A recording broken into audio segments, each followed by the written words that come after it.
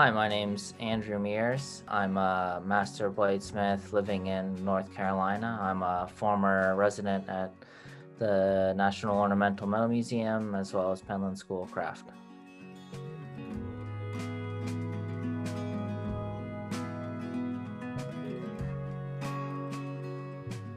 For the show, I was working a lot with the idea of sedimentary rocks and geologic phenomenon, I guess.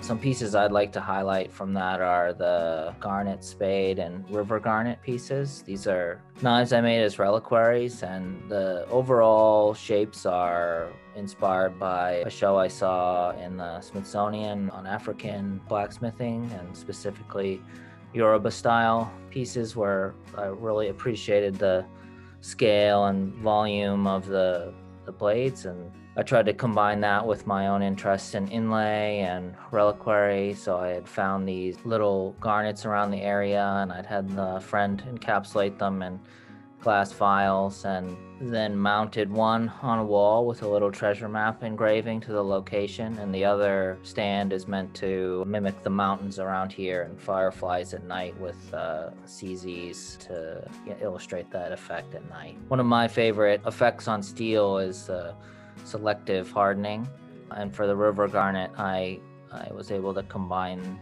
that new type of shape for me with the selective heat treatment and piercing and overlay and enameling. And for the Garnet Spade, it's more like an optical illusion I was trying to attempt with my patterning, and again I used enameling and inlay a little bit on the display stand, and instead of having like an image, it's more, I was trying to get away from the imagery I normally use, so it's more like a little less like representative and more like a sketch.